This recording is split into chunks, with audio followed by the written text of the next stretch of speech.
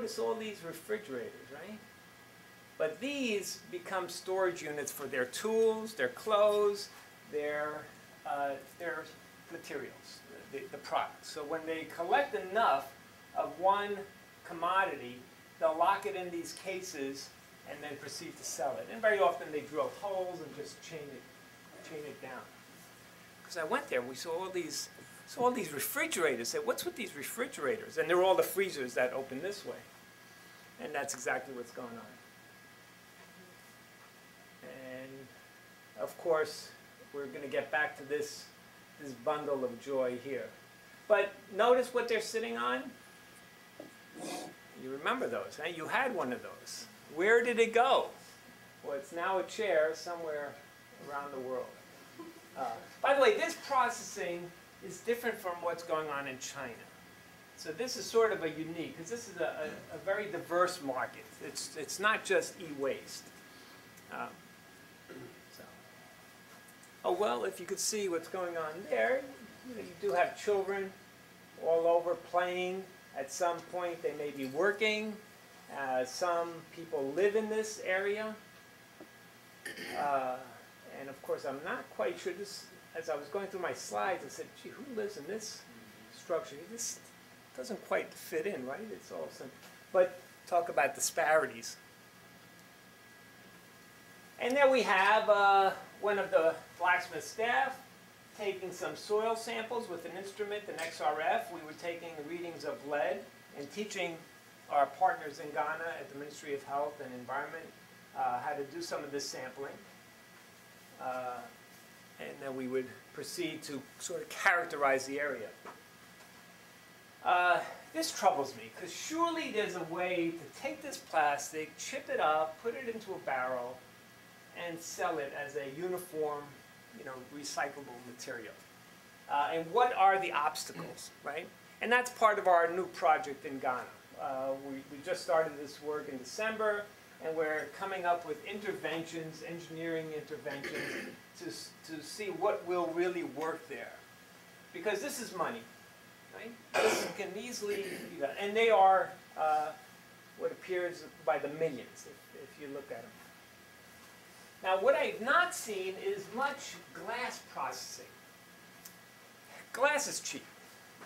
Even in the US, we have trouble really making money on glass recycling.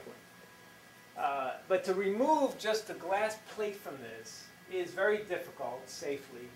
And then it has all sorts of coating. So it's not your Budweiser or your can of Coke or your Perrier, which is nice recyclable material. So this glass from here tends to get broken and scattered about. It's rather disappointing. And there's sort of the gold of the market. And I did tell you that it was an actual market. This is a source of Ghana's, it's the Hunts Point. People would come here on a Saturday morning and shop, get all their, obviously they like onions. Have no understanding of how many, I mean the food is great. I just have trouble believing they eat that many onions.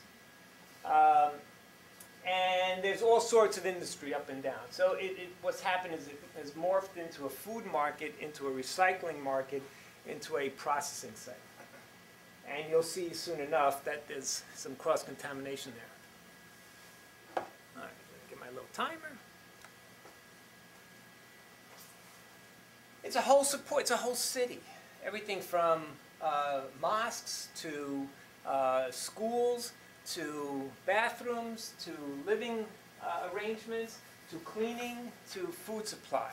So it's an entire city unto itself. So you will see generally the women will be doing the cooking and the cleaning and the caring of children. At some point the children are out fending for themselves or working their way through the hierarchy. But it is quite amazing. Now, oh, there's that house again. See, we got to track that down. Looks like Long Island, maybe. So we're having. Of course, if you know sub-Saharan Africa and fufu coming from cassava, this is happening all the time, and you see other people here. So what they're doing is basically your street vendors, just like what's happening in New York, this is happening there. Of course, is the soil contaminated, and with what? Are they washing their hands? Are the plates clean? So these are some of the issues that well, you sort of have to prioritize. A bit of a sad slide if you can't quite get this, right? Do you see the children over here? But this is these are the shanty town next door, the living arrangements, and then across the river it's an entire city. So, but there is beauty. There are artists that will make all sorts of goods, and here's some beautiful chairs that these fellows are making. So within all this you have musicians and you have some balance, because they are, after all, people. And you should know, I know you may look at these slides and feel terrible, but they're I don't want to say they're prosperous, but they are making money. This is all about making a few CDs and providing food and cassava and drink for their families. So it would be easy for us as Westerners to just say, close it down, clean it up, bunch of topsoil, and stop it. But there's a certain social good that needs to be balanced against that. But I'll let the sociologists deal with that. So I guess what I'm getting to is the solution is not closing the market. That's not going to happen, and we know that. So what's happening here is getting the copper. I have a video. I just want to remind you that copper is about $3.50 a pound for scrap copper. It's a lot of dough. Lead is about $1 a pound. Aluminum is about $1 a pound. So they really will go after this. And what are in these bundles, anything from twisted copper wire to solid wire, and they will bid on this. For example, these are heavy cables, copper cables. So when this comes off the truck, it's a bidding war of who's going to buy it. Now, how did they get it? Well, they got it for free. So the people, this came from, I don't know, a GE manufacturing plant that had scrap, and they just gave it to someone to take it away. And then it comes to this market, see? So, it is recycled, but it's not a commodity that's purchased that way. All right. Now, you're starting to see the famous part of Agbogbloshie, which is the burning. And just the other day, I think it was yesterday, I called my colleague in Ghana, Dr. Edith Clark, who's working with us on this project, and I said, what's with the burning? Is it still happening? She goes, oh yes. So just to be clear that it's still happening. So the slides you're going to see are happening today. It happened in 2009 and 2010 when I was there. And what's happening is melting the plastic off the copper so that they could get more money per pound. The buyers do not want the plastic, they just want the raw copper. And there's a whole market on how this is done. So let's see if I could get this working. Okay, it's a 6-minute video.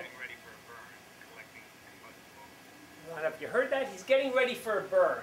So in here is a radiator which has aluminum and copper, and the goal is to melt all the aluminum off. And then he'll handle this. So he's getting his combustion source. He's going to grab a little of it, and he's going to put it in there. This happens dozens of times a day, each one individually doing their own thing. So now this is combustion source. This is the foam from the inside of a refrigerator. It burns very poorly. It does give off a fairly hot flame. That's your refrigerator, right? Notice all the metal has been cut out because it's a commodity. Now, he's got to get this quite hot to melt the aluminum off the coils. radiators have, your air conditioning, all those thin coils, are aluminum, which is conducting heat away from the copper coil. Polycyclic aromatic hydrocarbons, acid gases, metals, whatever is in the plastic, whatever is in the copper sheeting is going to get released.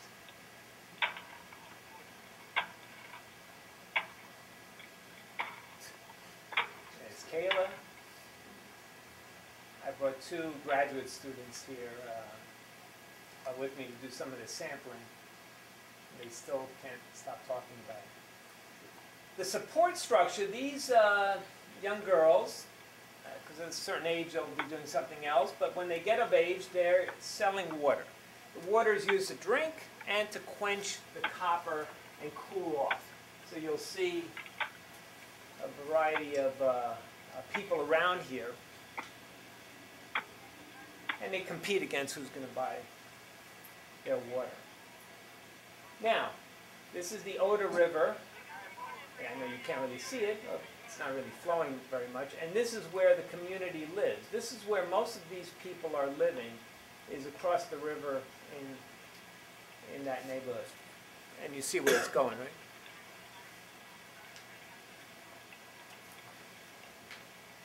I don't know if you saw what he was doing. We'll get back to what that fellow was doing.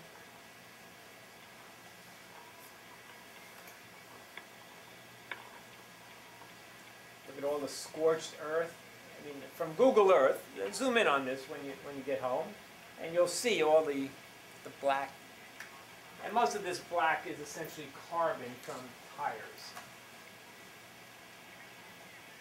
Well, he's getting a mouthful of something. These are your scavengers, a secondary and tertiary recycler who's basically going around picking up the tiny pieces of copper that may have broken off. So everybody has a piece of this. Do you get dioxins out of that burn? Yes, yes. When you're burning plastics and foam like this, you're getting dibenzofurans, dioxins. You do not get PCBs, but you are getting the burning of plastic. Doesn't smell very nice, and it is loaded with carcinogens. So there it is. I mean, what's this, a pound, 2 pounds of copper? But it's plenty to provide sustenance for a family. Now, it's pretty hot, but he'll probably just let it cool there. He may not squirt it with any water. But now he's got to melt that other piece of, that other bundle of wire.